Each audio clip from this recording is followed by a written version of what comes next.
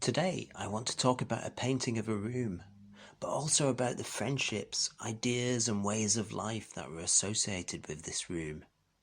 This room, which was Vanessa Bell's painting studio, was a place of work, but it was also a place of solace, comfort, privacy, and at other times, sociability, liveliness, gossip. I always feel a bit better after looking at this painting. I hope it has a similar effect on you. As you can see, it's a partial view of a room with an open door leading into a walled garden. It's crowded with colour, texture and lots of repeating lines and shapes. Circles, semicircles, triangles and rectangles. What I always notice first is the round blue vase standing on the round table, and the tall, slender stems of the flowers rising up from the vase, which mirror the forms of the towering plants in the garden. I'm also always drawn to the chairs. I like to sit for a while on the round chair with the padded seat and browse through that book, and then wander into the garden and test the wicker chair for comfort. The book could be a sketchbook. Perhaps it's one of Vanessa Bell's sketchbooks. The rectangular form of the book, with its loose sheets of paper highlighted in pale blue, mirrors the rectangular form of the cushion on the chair outside. Have you noticed the dark, thick, vertical lines of the curtains at either side of the picture? They are like the curtains of a theatre. Vanessa Bell shared this room with her long-term companion Duncan Grant, who was also a painter. They both liked to include curtains as framing devices in their paintings. Grant, in particular, was obsessed with the theatre and Diaghilev's Russian ballet company, and even produced costume designs for various theatrical productions. I think he liked the dramatic possibilities suggested by the inclusion of curtains.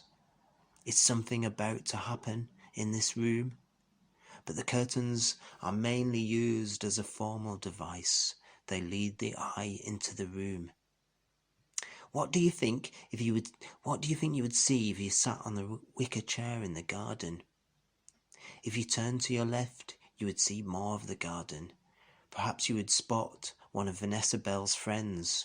Roger Fry, perhaps, in a tweed suit, making paper birds for Bell's daughter, Angelica.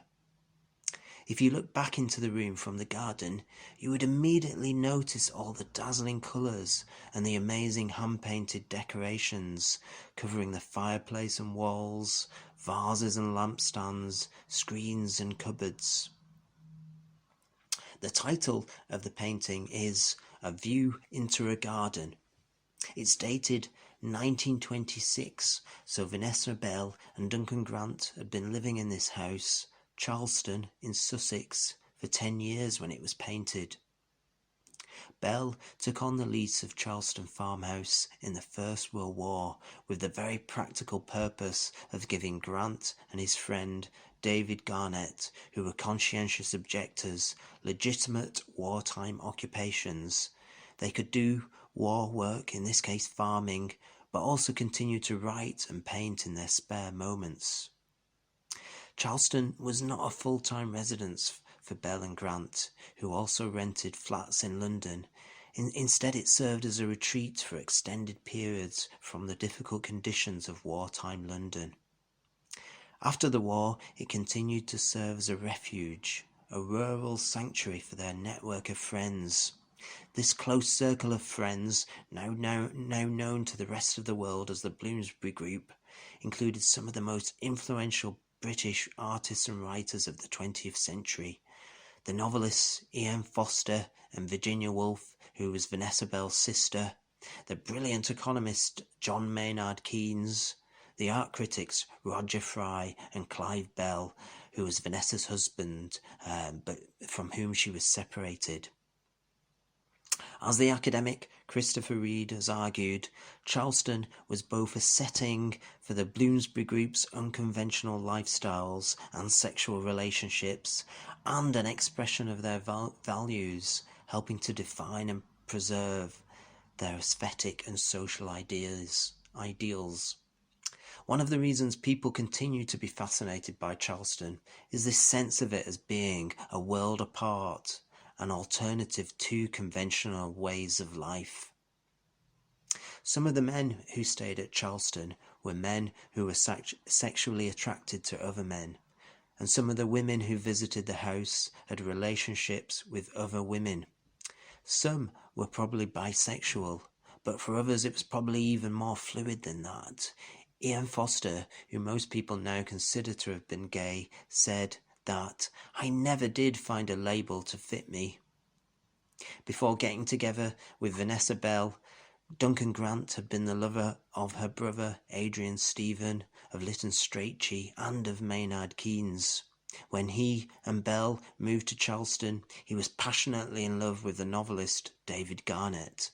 Virginia Woolf was married to the writer Leonard Woolf and had relationships with women. Maynard Keynes was married to the Russian dancer Lydia Lopakova and had relationships with men. It must have been exciting at times, but it must have been accompanied by a certain amount of pain, sadness and anxiety too. And it carried risks as well. In the 1920s, when Vanessa Bell made this painting, the legal situation for gay men in particular was very difficult. The Criminal Law Amendment Act of 1885 had made all sexual acts between two men illegal. In the legal and social context of early 20th century Britain, writes Christopher Reid, acknowledgement of sexual attraction between men could not be open. On the contrary, such acknowledgement was carefully controlled and required a great deal of discretion. The trust between the different members of the Bloomsbury group rested on the acceptance of sexual variety, but also on an understanding that secrets must not be shared outside the group. Charleston was a safe space where different preferences and lifestyles could be spoken about and acted on in a way that wasn't possible for the members of the group in other spheres of their life. One of the things Bell's painting of a room might help us to reflect on is why some spaces matter more to us than others, and why some seem to enable whilst others constrain. Charleston seems to have been a place that enabled good things to happen, whether that was the creation of new ways of being together or new kinds of writing and painting. Morag Shiak has argued that the Bloomsbury Group's ability to write, paint, think, discuss, be open or not about things was shaped by the scale and style of social possibilities and privacies offered by their houses. The way of living Vanessa Bell established at Charleston created both the solitude and sociability necessary for creative work. And this was especially true of the room depicted in this painting. The studio, writes Angelica Garnett in her memoir of growing up at Charleston, was half workroom and half sitting room. It was the citadel of the house, the sanctuary in which I spent the most treasured hours of my life.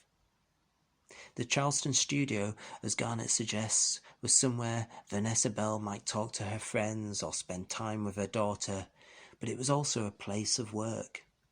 This blurring of the distinction between studio and the home, and thus between work and the domestic, is something many of us have had to get used to over the past few months. Our kitchens, our bedrooms have become our offices during the coronavirus lockdown, and it has thrown up all kinds of challenges, especially for those attempting to juggle work and childcare commitments. Although Vanessa Bell seems to have managed this interweaving of work and domestic life quite well, often sharing the studio with Duncan, Grant, her daughter or guests, there were moments when she insisted on the need for privacy and solitude. Her sister, the great novelist Virginia Woolf, wrote a book on this very subject, A Room of One's Own, published in 1929, 3 years after this painting was made. The central argument of the book is that women writers and artists have often lacked the material resources that make the creation of new novels, poems, and paintings possible. Not paints, pens, or paper necessarily, but the even more important resource of space. A private space where the novelist or artist could go to think, write, paint, without being interrupted or watched over. Virginia Woolf suffered from a series of devastating depressions in her life, so perhaps the need for a private space had another meaning for her as well, somewhere to retreat to when things got tough. Simon Watney has suggested that Vanessa Bell's determination to protect her privacy may have been partly driven by her own struggles with depression. Vanessa, he writes, came to shelter behind a reputation of formidable strength in contrast to Virginia's more evident fragility. However, both sisters were equally tortured by self-doubt and vulnerable to depression. The environment Bell created for herself at Charleston, including the mutually supportive relationship with Duncan Grant, seems to have been a crucially important factor in sustaining her long career as an artist. It gave her the right mixture of solitude and sociability. In his book on Bloomsbury and Sussex, Simon Watney writes that the whole history of Charleston is inseparable from the way in which Duncan and Vanessa felt safe with one another. Art, he says, was the primary substance of their private world and sustained much of their private dialogue. The other thing that bound them together was the shared project of Charleston itself. The farmhouse was a complete wreck when they first took on the lease in 1916, but over the years they transformed dark rooms and discoloured walls with their incredibly vibrant hand-painted decorations. In a letter to Duncan Grant, written a few years after they had moved in, Bell reflects on how much they had achieved in a relatively short time. She was astonished, she writes, to find how much energy we spent on this place, how many tables and chairs and doors we painted, how many colour schemes we invented. Considering what a struggle it was to exist here at all during the war, I can't think how we had so much surplus energy. This investment in the domestic, whether that is in the time and energy they devoted to Charleston or in their paintings, which often focus on domestic interiors and domestic objects, has meant that their work hasn't always been taken seriously. Although Vanessa Bell's work, especially the radical abstract painting she made just before the First World War, has now received the recognition it deserves, for years she had to contend with the contemptuous and condescending attitude of many, mainly male critics. Often her work was underappreciated because of its subject matter. While her contemporaries were painting more obviously modern subjects, such as urban landscapes, machines, the impact of war, she was concentrating on still lifes, corners of rooms, sunlight falling on a vase of flowers, as she does in this painting, A View into a Garden. At first glance, a room with a door opening onto a garden does not seem like anything special. Why devote attention to it? But Bell's work helps us to re-evaluate what is worth paying attention to, demonstrating that a domestic scene such as this one has as much value as a subject of art as a devastated battlefield on the Western Front or a crowded street in London.